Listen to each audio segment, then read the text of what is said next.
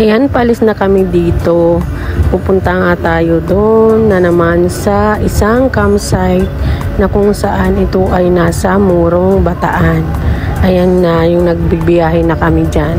Yan nga pala yung mga kasama ko. Ayan, nasa Pampanga na kami dyan. Ayun, mga tulog na sila. Kami alive na alive pa din. Ayan, samahan nyo kami sa aming paglalakbay.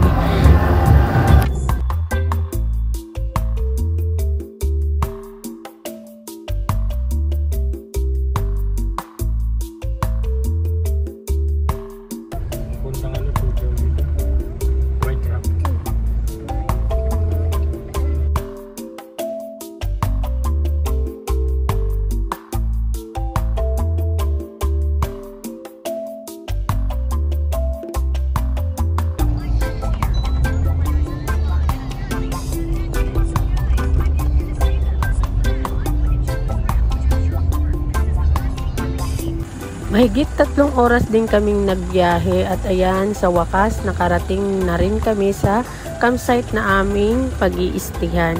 Napakaganda dito, alam nyo ba, napaka-aliwalas, napakatahimik. Kung gusto nyo mag-relax, ayan, maire-recommend ko talaga tong campsite na to. Napakaganda dito at tahimik lang. Walang masyadong tao nung pumunta kami lang, kaya sulong-sulo namin yung campsite. Pero pagdating namin, mayroon doon nagka-camp, pero nung mga tanghali umuwi na din sila, kaya nasolo na namin yung campsite. Kaya ayan, tuwang-tuwa kami kasi nakapagpahinga din kami at napaka mababait ng mga nagki-caretaker po dito. Yung may-ari po, ang bait po nila. Ayan o, ayan po yung dagat po nila.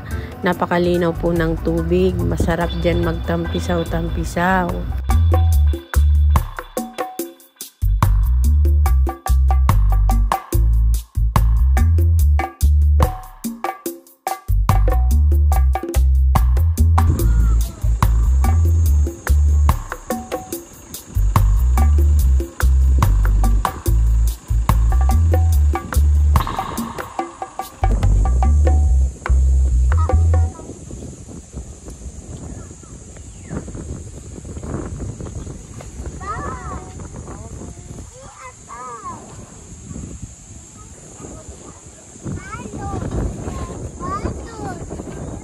Luto muna tayo ng ating makakain at magsisit up na din tayo ng ating mga tent para may mahigaan na tayo maya-maya para makarelax-relax na din po tayo.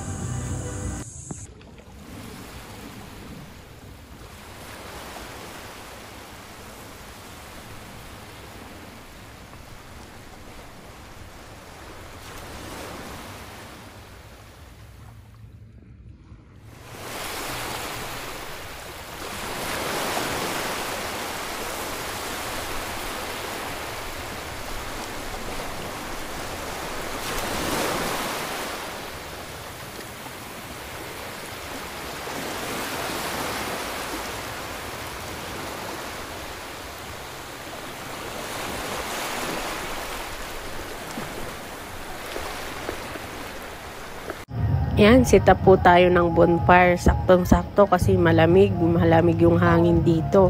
Kaya bonfire muna kami para enjoy lang namin yung pagbo-bonfire dito. Magkwento-kwentuhan lang kami kasi napakatahimik nga dito. Ayan, relax na relax po talaga tayo dito. At napakadaming kahoy.